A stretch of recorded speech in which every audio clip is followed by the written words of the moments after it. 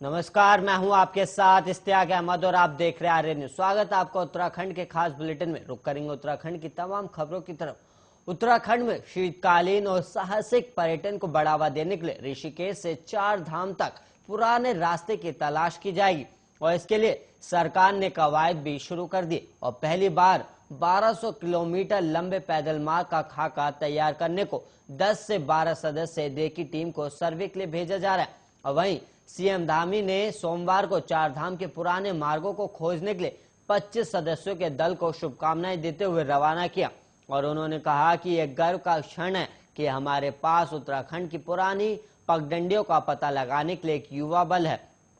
और यह हमारी सदियों पुरानी विरासत को संरक्षित करने में एक महत्वपूर्ण कदम साबित होगा। और दशकों पहले 4 धाम यात्रा ऋषिकेश से पैदल मार्ग से होती थी और सड़क सुविधा न होने के कारण तीर्थयात्री इसी रास्ते से गंगोत्री, यमुनोत्री, केदारनाथ और बद्रीनाथ के दर्शन करने पहुंचते थे और पैदल रास्ते पर चट्टियां होती थी और जहां पर यात्री रात को विश्राम करते थे और वहीं यातायात और सड़क सुविधा से प्राचीन रास्ता बंद हो गया है। और शीतकालीन और साहसिक पर्यटन को बढ़ावा देने के लिए सरकार और पर्यटन विभाग ने 4 धाम के इस पुराने रास्ते को संवारने की कवायद शुरू कर दी और 4 धाम यात्रा पहले ऋषिकेश से पैदल होती थी, जिसमें यात्री ऋषिकेश, देवप्रयाग, ठेरी होते हुए यमुनोत्री, गंगोत्री धाम के दर्शन कर बूढ़क के द्वार, केदारनाथ, त्रियुगी, नारायण, ऊखीमठ, चौपाट, गोपेश्वर होते हुए बद्रीनाथ पहुंचते थे। वहीं रेकी टीम इस रास्ते का सर्वे कर पूरा खाका तैयार करेगी।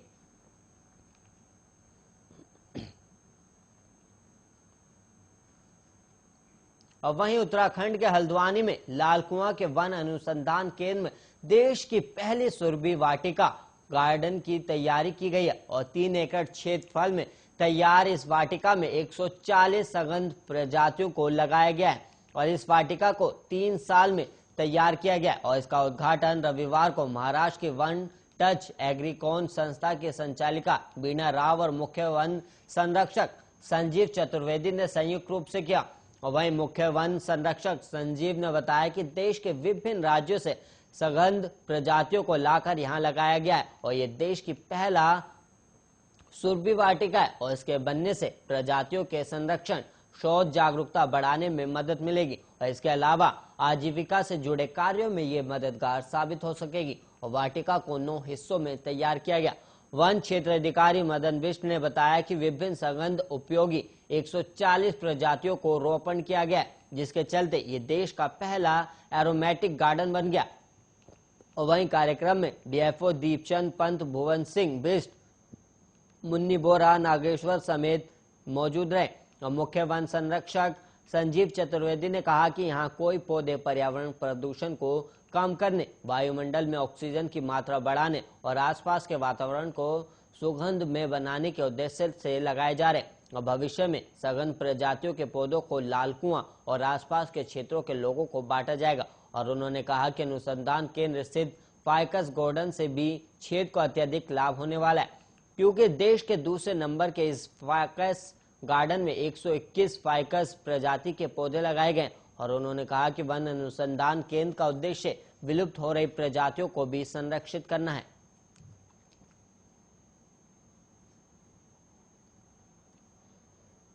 अब वहीं कांग्रेस की राष्ट्रीय अध्यक्ष सोनिया गांधी ने प्रदेश कांग्रेस के नेताओं को 26 अक्टूबर को दिल्ली बुलाया और वहीं बताया जा रहा है कि इस दौरान सोनिया गांधी उत्तराखंड में आए आपदा की समीक्षा के साथ चुनावी तैयारियों पर प्रदेश के नेताओं के साथ चर्चा करेंगी। और प्रदेश कांग्रेस अध्यक्ष गणेश गोदियाल ने इसकी पुष्टि भी की है।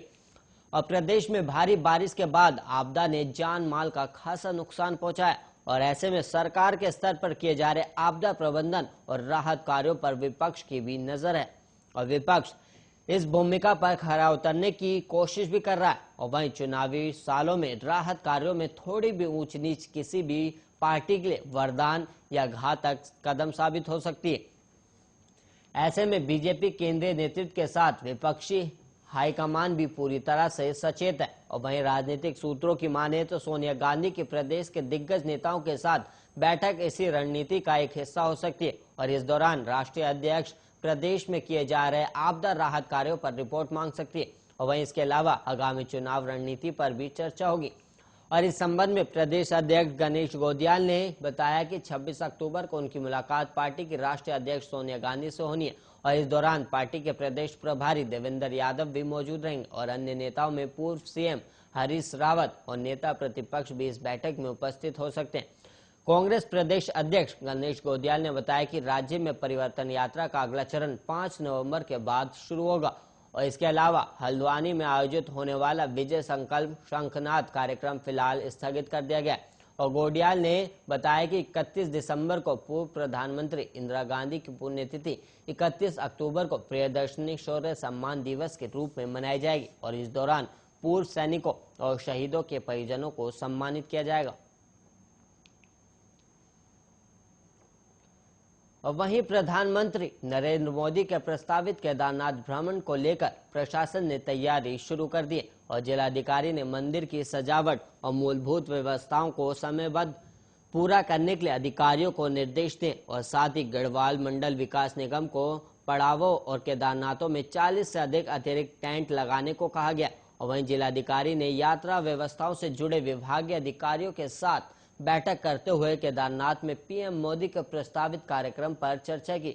और उन्होंने मुख्य विकास अधिकारी को केदारनाथ में विशिष्ट और अति विशिष्ट अतिथियों के भ्रमण को ध्यान में रखते हुए धाम में सुरक्षा, स्वास्थ्य, संचार सहित अन्य व्यवस्थाओं को समय पर पूरा करने को कहा है और जिलाधिकारी ने बीएसएनएल सहित निजी कंपनियों को संपूर्ण केदारपुरी में इंटरनेट और वाईफाई और ऊर्जा निगम, जल संस्थान और सुलभ इंटरनेशनल को बिजली, पानी और शौचालय व्यवस्था को बेहतर बनाने के निर्देश दिए और वहीं जिलाधिकारी ने गौरीकुंड केदारनाथ पैदल मार्ग से लेकर केदारपुरी में तैनात सेक्टर मजिस्ट्रेट को सभी व्यवस्थाओं की मॉनिटरिंग कर प्रगति रिपोर्ट उपलब्ध कराने को भी कहा। वहीं जिलाधिकारी ने पैदल मार्ग से केदारनाथ तक आवश्यकता अनुसार श्रमिकों की तैनाती के साथ ही ड्यूटी पर तैनात अधिकारी के आवास भोजन की उचित व्यवस्था के लिए भी जीएमवीएन को निर्देश दिए और वहीं प्रशासन द्वारा पीएम के कार्यक्रम को लेकर केदारनाथ में हेलीपैड से लेकर मंदिर तक पुख्ता इंतजाम किए जा रहे हैं और वहीं बैठक में पुलिस अधीक्षक सहित विभागीय अधिकारी मौजूद थे।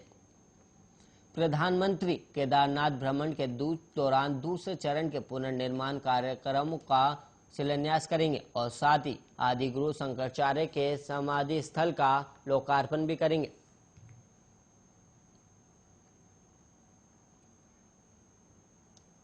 और वहीं चार धाम की ऊंची पहाड़ियों पर रविवार शाम को बर्फबारी होने से ठंड में इजाफा हो गया और वहीं केदारनाथ धाम में रविवार देर शाम जमकर बर्फबारी हुई और इस बीच शामकालीन आरती के लिए श्रद्धालुओं का हुजूम उमड़ पड़ा और वहीं श्रद्धालु छाता लेकर पूजा करते नजर आए और वहीं रात भी बर्फबारी हुई तो सुबह धाम बर्फ से सराबोर नजर आया। हालांकि सुबह से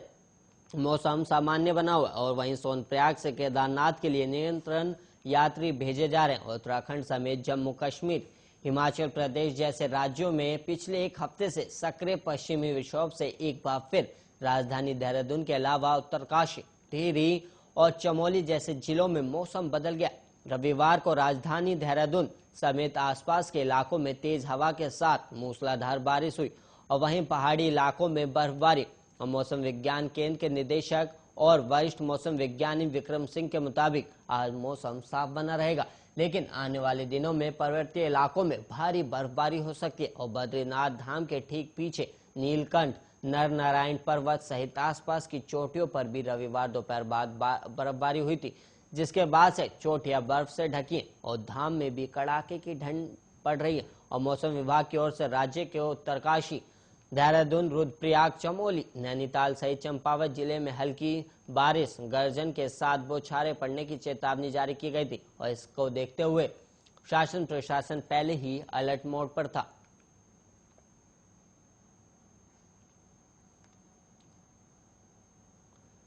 और वहीं चंपावत पुलिस ने दिल्ली से मालिक के घर से करीब 2.5 करोड़ के जेवर और नकदी लूटकर घर जा रहे 2 नेपाली नागरिकों को दबोच लिया। उनके पास से 14 लाख रुपए के जेवर और 1 लाख से अधिक की नकदी बरामद हुई है।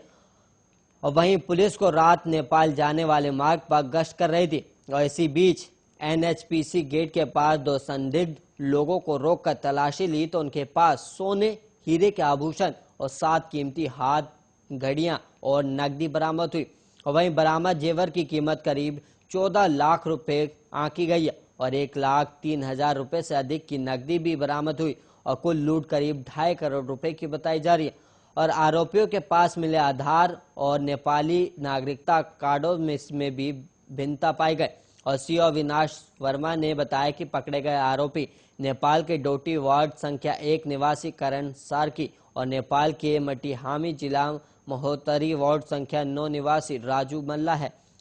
और ये दोनों लाजपत नगर दक्षिणी दिल्ली के पंजाबी बाग निवासी व्यवसाय अदीप सिंह बिंद्रा के घर में 3 साल से घरेलू नौकर थे और उन्होंने 22 अक्टूबर की रात के खाने में नशीला पदार्थ मिला दिया था और पूरे परिवार के बेहोश होने पर उन्होंने जेवरात और नकदी लूटी। और दोनों आरोपी बस में सवार होकर दिल्ली से बनबसा पहुंच गए और लूटी गई संपत्ति और लूट में शामिल लोगों की संख्या की अभी जांच की जा रही है। और वहीं केदारनाथ यात्रा में हेलीकॉप्टर सेवा का संचालन करने वाली हेली कंपनियां भारतीय वन्यजीव संस्थान के मानकों और एनजीटी के नियमों का पालन नहीं कर रही। और वहीं केदार घाटी से धाम के लिए उड़ान भर हेलीकॉप्टर निर्धारित 600 मीटर की ऊंचाई पर नहीं उड़ रहे और साथ ही हेली कंपनियां प्रतिदिन का शटल साउंड और ऊंचाई का रिकॉर्ड केदारनाथ वन जीव प्रभाव को नहीं भेज रही। और इस संबंध में प्रभागीय स्तर से हेली कंपनियों को पत्र भेजकर जवाब मांगा गया और इस साल 6 कंपनियों को हेलीकॉप्टर गुप्तकाशी, शेरसी और बडासू हेलीपैड से केदारनाथ के लिए उड़ान भर रहे हैं, लेकिन यह हेलीकॉप्टर नदी तल से 150 से 250 मीटर की ऊंचाई पर ही उड़ रहे हैं और हेलीकॉप्टरों की। इसी के साथ इस बुलेटिन में इतना ही। ऐसे ही देश और दुनिया की तमाम खबरों के लिए आप बने रहिए आर्य न्यूज के साथ।